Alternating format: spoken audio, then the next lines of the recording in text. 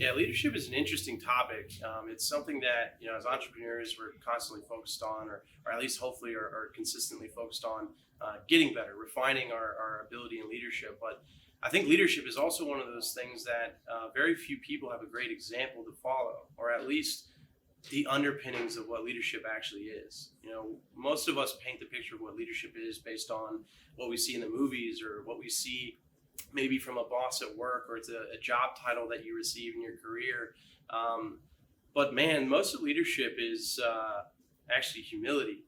Most of the leadership is the ability to serve others. And it's an interesting concept because leadership is one of those things that it's very difficult to master leadership from a holistic sense by just following a book or reading a template or going through a course. Leadership is something that I think really more than most skill sets that we have is something that has to take place at the core of who we are.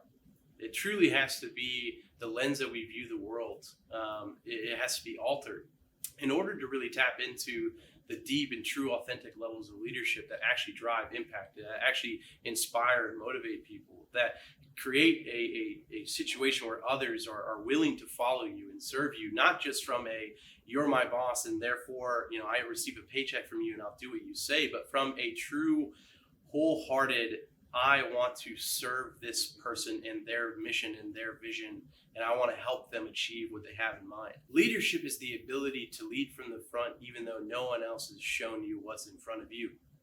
It's an interesting concept because as a leader, you are constantly facing situations that you haven't been in before, and you're being trusted by others to solve the problems that you've never had to solve before. And I think leadership at that point, though, is not going, I know everything to do, follow me, I know the path forward, but actually leadership is the one actually willing to be wrong first. Leadership is the point at which I am willing to crawl over this obstacle. I am willing to fail here first so that I can show everyone else how to actually avoid the mistake I went to. And for most people, they want the ability for others to be inspired by them. People want to look back and see other people following them. And I think that's what attracts a lot of people to leadership. But I think what people are forgetting is that you actually have to be the person okay with consistent failure, consistent struggle, consistent pain, because no one showed you what to do here. You're not following an SOP someone gave you.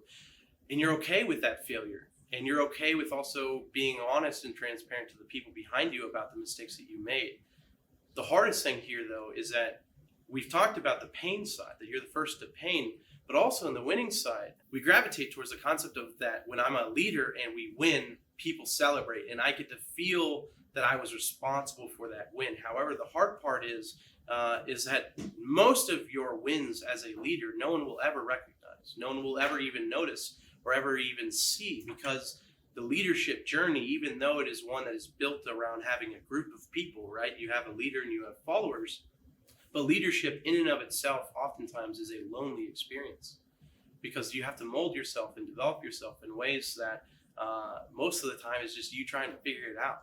And so I think a common misconception of leadership is that we see the scoreboard and we see the obvious above water aspects to leadership that is winning and what people recognize, but what we don't recognize is the consistent failures that have to happen in order to be a leader. You can't be a leader without having the failures. You can't be a leader without having the obstacles and feeling like you need to give up and losing several games and willing to lose all those games so that eventually maybe next season or in 5 years you can actually start winning the game. That's an aspect of leadership I don't think most people are prepared for.